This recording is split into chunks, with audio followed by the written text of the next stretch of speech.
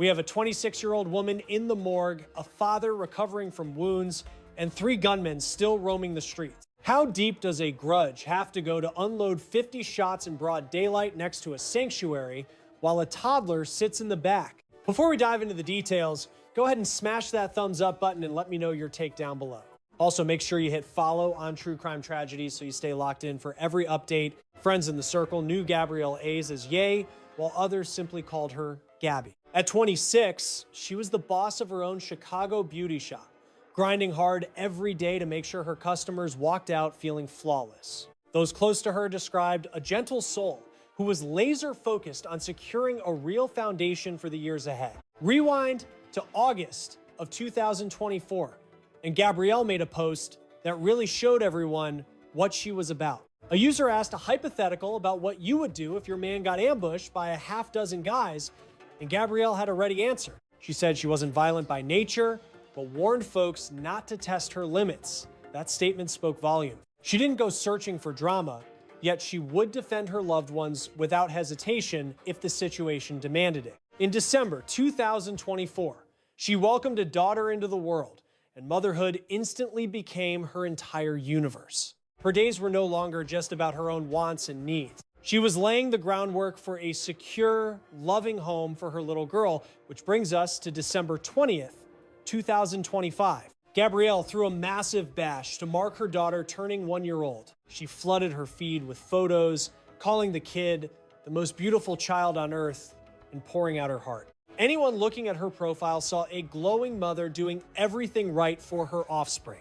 However, a couple of months prior to the party, Gabrielle did run into some trouble with the law. In September 2025, police picked her up for shoplifting items worth less than $300 and taking lost property valued under $500. Yet, by September 23rd, 2025, she announced online that the judge threw the case out. She was thrilled about the verdict, even laughing at the haters watching her downfall as things finally looked up again. Business was good, her baby was happy, and she was strictly focused on chasing her dreams. It started as a typical Tuesday, February 4th, 2026, over in Auburn, Gresham. She was riding shotgun in a white sedan on the 7900 block of South Main with 27-year-old Rico Suave driving. Their 13-month-old was buckled up tight in the rear safety seat. Where they parked is crucial because they were just yards from Street Sabina Parish, a long-standing pillar of the neighborhood.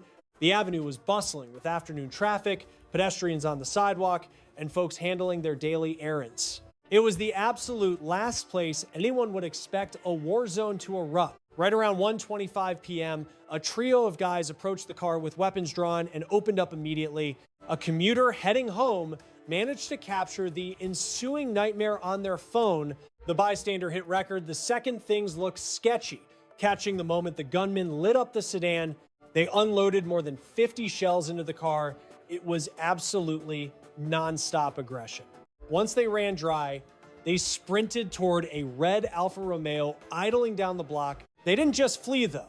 They wanted to ensure the job was finished. The getaway car swung around in front of the victims, and they blasted the wreckage a few more times before finally peeling out. In the mayhem, the white sedan slammed into a parked GMC van. The person in the van had nothing to do with the beef and walked away fine, just wrong place, wrong time. When the smoke cleared, the street was littered with brass, proving the insane scale of the violence. Gabrielle took several hits all over, leaving her in extremely critical condition. Rico caught some lead too, but it wasn't anything that would end his life. He was awake and talking to the paramedics on arrival, but the next detail is what really stunned the city. Unbelievably, the 13-month-old infant strapped in the rear safety seat didn't have a single scratch on her. One bystander who rushed to the wreck moments later mentioned seeing the tot in the back clutching a lollipop. First responders sped Gabrielle to OSF Little Company of Mary Hospital while she fought for her life in critical condition.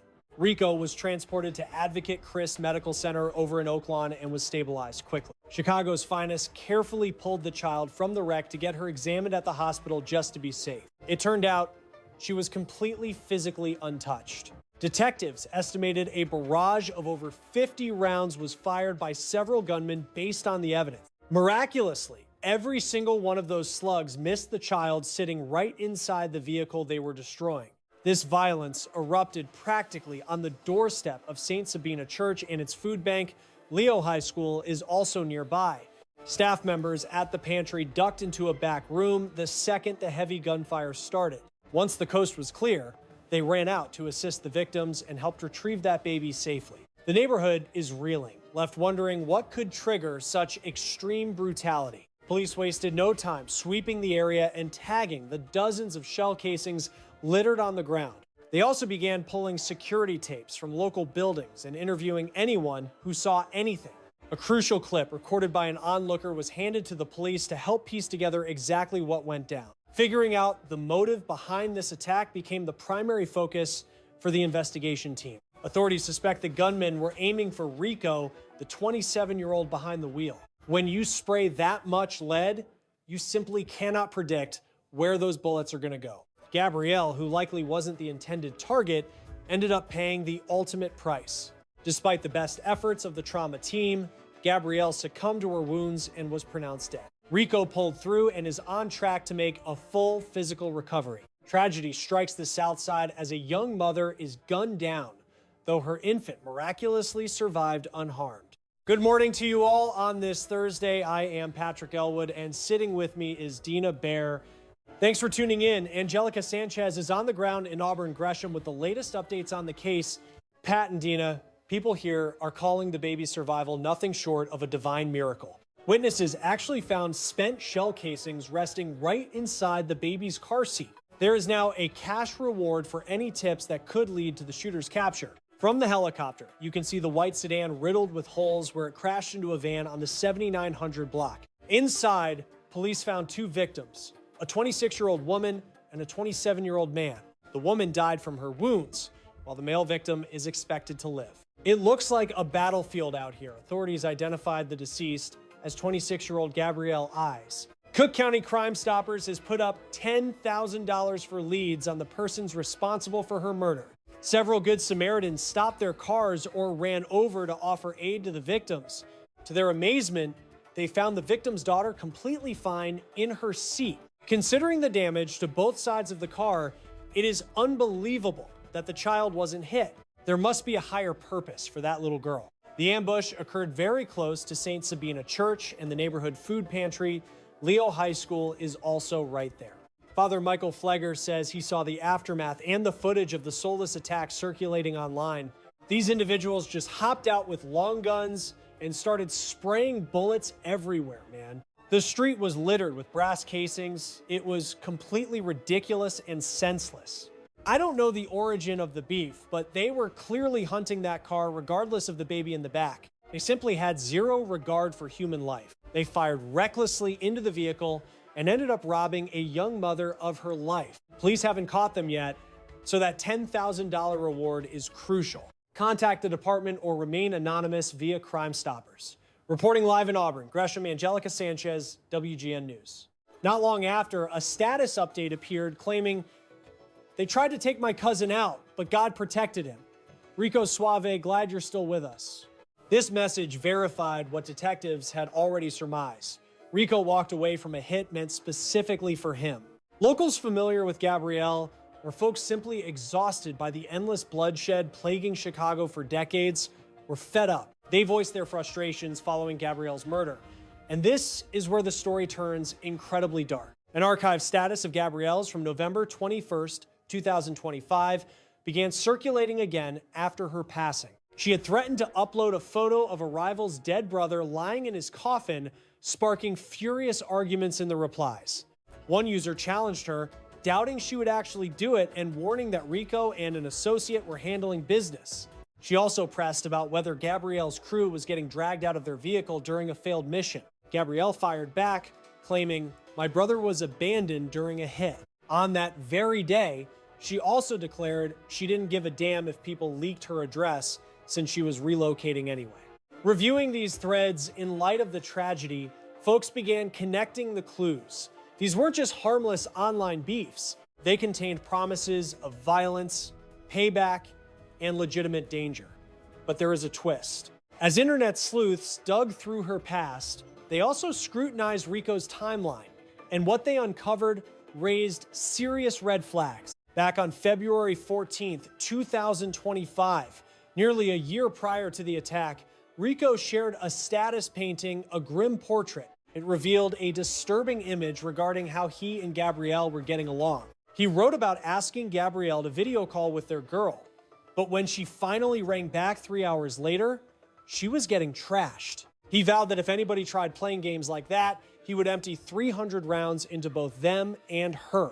That status instantly magnetized a swarm of replies, including one from Gabrielle herself saying, "You take me down." "Hawk, realize I'm returning." Another user chimed in, telling her to bring the heat. Additional replies were way more blunt. One person tagged Rico and said, "We finna handle her." Rico shot back, "She thinks it's a game." In other comments, he warned, "She's counting her days and won't get another shot at this." The truly chilling aspect is the implication of these messages when viewed through the lens of the murder a year later. It brings up some genuinely scary possibility. He promised no second chances, and the hit went down days before Valentine's, mirroring his timeline almost exactly. How did he walk away from that hail of bullets if the hit was truly meant for him? Just think about it. More than 50 shots riddle the vehicle, yet the supposed target survives with minor injuries while the passenger dies. That fact by itself provokes heavy suspicion. Did he actually orchestrate a plot against her, or was he caught in a completely different mess? Maybe a situation disconnected from their romance and rooted entirely in street warfare. On December 27th, 2025, Rico posted, "Long live Threeski. Consequences happen every time you speak on my name." The sequence of events becomes more alarming when reviewing the days immediately preceding the ambush. On February 3rd, 2026, the day before the attack, Rico shouted, "You cowards! Free Marley! Free Demon!" It felt aggressive, as if he was challenging specific enemies directly. Gabrielle's last online activity happened that same day, February 3rd, 2026. She shared a quote saying, "I stay humble because I've seen people mock others, then become the very joke they laughed at." 24 hours later, she was fighting for survival in that white sedan. Now, this is what really sparked rumors. At 5:58 p.m. on February 4th, 2026, mere hours after Gabrielle died, Rico updated his status, "Don't put me last, knowing I'd be the first to risk it all for you." This update appeared roughly 4.5 hours after the attack, 4.5 hours after she was rushed to the ER, and 4.5 hours after he took a bullet. Was there a hidden meaning? Was he signaling the people who did it? A declaration that he survived and remained dangerous, or was it something deeper? Locals began asking tough questions. Sleuths revisited his threat from February 14th, 2025, threatening to put 300 rounds in Gabrielle. Look at the dates. He issued the warning on Valentine's, and then on February 4th, 2026, 10 days pre-holiday, the shooting occurred. Neighbors started voicing their doubts publicly. If the hit was on him, why bring his girl and their baby along for the ride? If he was fully aware that he had heat in the streets, if he knew folks were hunting him down, why would he place them in such danger? Plus, there is that whole other perspective that people simply cannot overlook. Recall that upload from 12 months prior where he claimed she would not get a second shot, and where strangers in the comment section were discussing how to take her out completely, where he explicitly stated real repercussions were coming. Was this the hood finally catching up to him while Gabrielle just happened to get caught in the crossfire?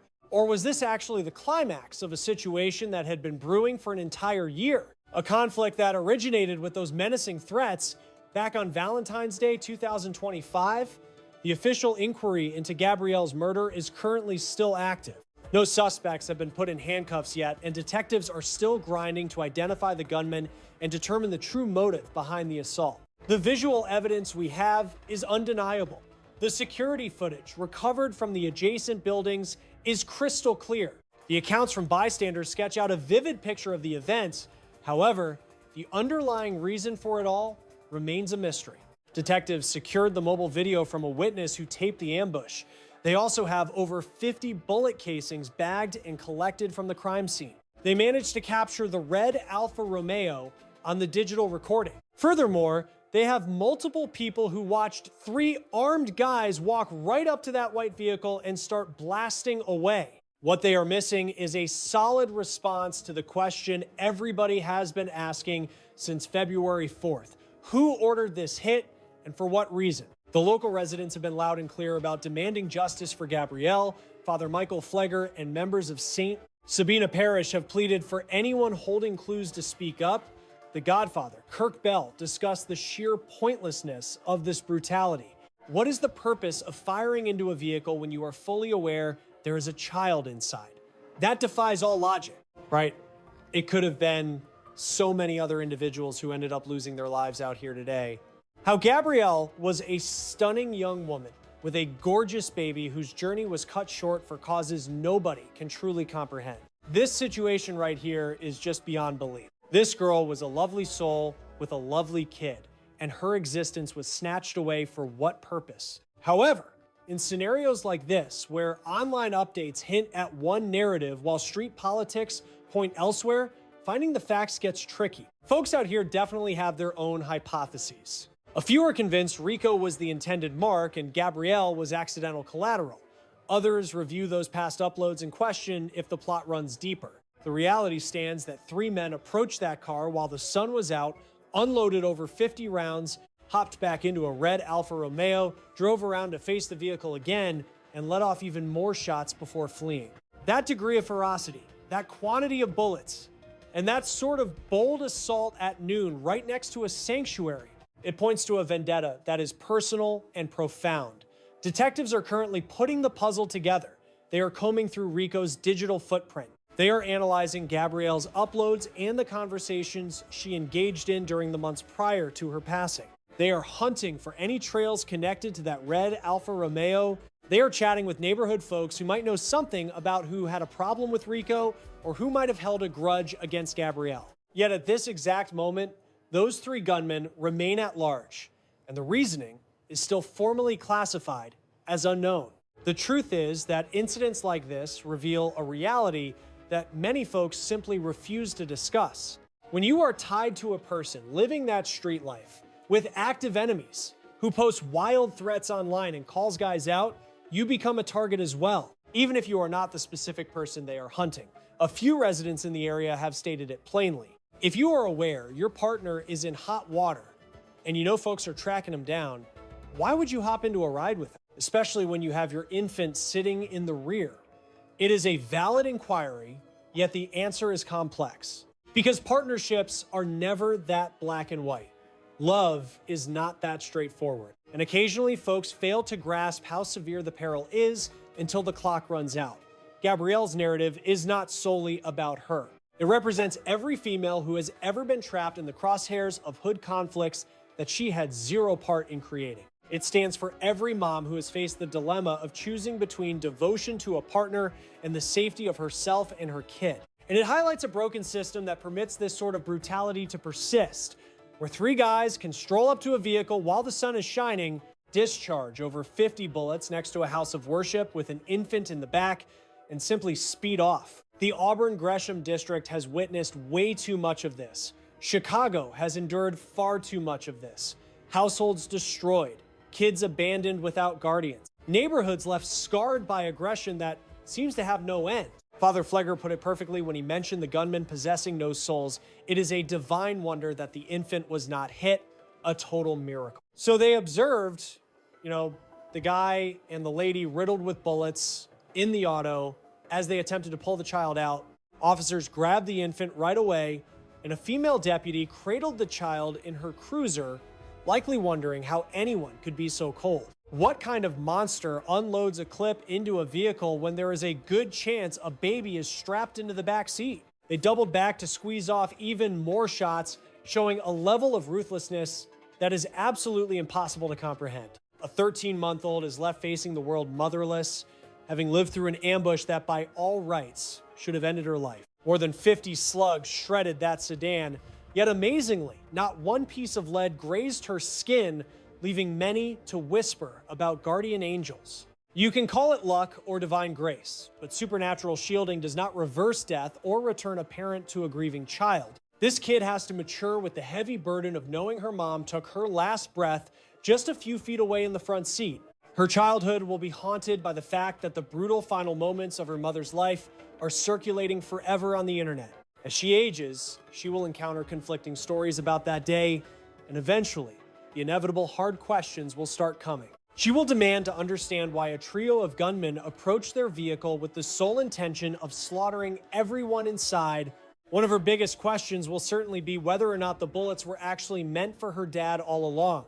Wondering if the tragedy was avoidable will plague her, even though clarity may never come, especially since Rico is still walking this earth. Doctors expect him to bounce back completely from his wounds, yet he has to carry the heavy emotional weight of that afternoon. Now he faces the task of rearing a girl who was present and watching when her mom was violently taken from her. Explaining those old social media uploads where he vowed to pump 300 shots into Gabrielle and denied her a second chance won't be easy. Detectives are currently working overtime to determine if he set this up or if he was the mark and she was just collateral damage. The truth behind those motives remains a puzzle that law enforcement is painstakingly trying to piece together right now. Locals are suspicious and demanding answers, largely because it seems awfully convenient that Rico made it out alive while Gabrielle perished. Furthermore, everyone is stuck wondering what on earth possessed Gabrielle to be riding in that specific vehicle on that day. If he was aware of the hits out on him and was trash talking online recently, why bring his baby mama and infant along for the ride? A few folks speculate that he genuinely believed the threats were empty and that nothing tragic would actually go down.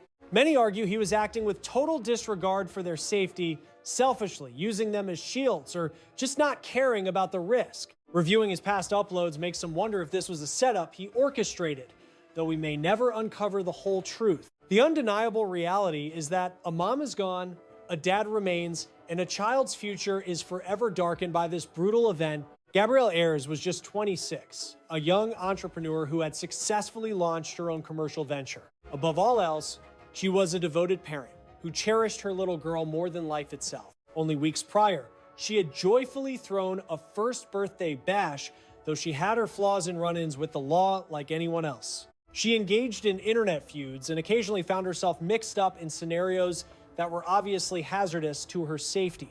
Yet, she was actively striving to construct a stable foundation and a legacy for her offspring to inherit one day. This murder highlights how fleeting life is, proving that bullets have no prejudice and bad company can lead to a premature grave. We are starkly reminded that what you type into a status update often carries severe, real-world repercussion. Digital threats aren't merely text on a screen. The disputes and rivalries we fuel online eventually manifest in physical reality. Those virtual arguments have a nasty habit of bleeding into the streets, often with fatal outcomes for those involved. It also underscores how domestic abuse and gang warfare blur together, raising the question of whether her baby daddy put a hit on her. Could it be that she was simply an innocent bystander in a turf war, or perhaps a twisted combination of both scenarios? Finding the truth behind these mysteries is absolutely critical for her grieving relatives and the daughter she left behind. Observers, however, can take away a straightforward message. Gun violence impacts far more than just the immediate victims. It ripples through neighborhoods, scars onlookers for life, and creates a generation of orphans wondering where their parents went. These acts ignite endless loops of payback that can plague families and blocks for decades to come. The only reason that little girl is still breathing today is due to what many can only describe as divine intervention. Yet she has no mother, because disputes were left to fester until 3 gunmen felt bold enough to spray 50 rounds in public. Detectives are still working the case and following up on leads. The perpetrators remain at large, leaving a void where the truth about the motives and mechanics of the crime should be. While the planet turns and bloodshed continues, tragedies like this serve as a grim warning to never overlook red flags. It is simply too dangerous to brush off internet intimidation as empty rhetoric. We cannot gamble with our safety or the lives of our family members simply because we assume we are immune to misfortune. Always remain vigilant. You must rely on your intuition while keeping a close watch on the individuals nearby and the environment you occupy. Frequently, the thin line separating survival from fatality is simply identifying a hazard before it becomes inescapable. Although Gabrielle was denied that possibility, her experience must act as a critical alert for the rest of society. Rest in peace, Gabrielle Ayers. Our hearts go out to her entire family, her young child, and every single individual who held her dear. We also hope for righteousness, for the truth to surface, and for a cessation of the vicious aggression that stole her future. Anyone possessing knowledge of this crime, specifically regarding the 3 shooters or that red Alfa Romeo, must contact the Chicago Police Department. Do not let this fade into an unsolved mystery. We must ensure Gabrielle did not pass in vain. Thank you for spending time with True Crime Tragedy. Be sure to tap the like button, post your opinions in the comments section, and subscribe to ensure you catch the upcoming story. I will see you all very soon. It is absolutely incredible that the infant didn't take a hit during that barrage. Pure luck.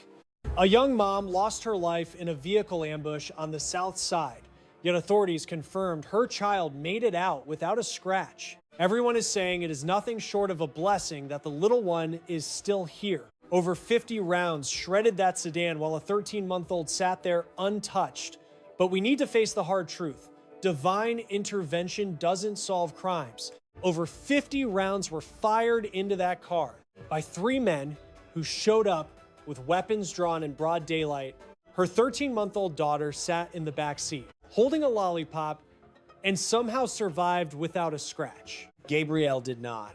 Detectives believe the shooters came for the man behind the wheel, someone who had been posting threats online, calling out enemies, and broadcasting a dangerous life. For anyone following along to see, Gabrielle was not the target. But bullets do not check names. Online threats are not just words. When someone posts, consequences are coming. That is a timeline, not an empty caption. The people closest to someone living that life are always in the line of fire, whether they chose that world or not. If someone in your life is attracting dangerous enemies, making public threats, or living recklessly, your proximity to them is a risk to you and everyone depending on you. A child deserves a mother who comes home. That has to matter more than loyalty to the wrong situation. Gabrielle's daughter will grow up asking questions no child should ever have to ask. Let her story be the reason someone else makes a different choice today. Rest in peace, Gabrielle. Your daughter carries your name forward when street life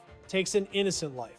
Gabrielle Ayers was 26 years old, a beauty shop owner, a mother, a woman building something real. On an ordinary Tuesday afternoon in Chicago, she rode in a white sedan with her partner and their baby girl. She never made it home.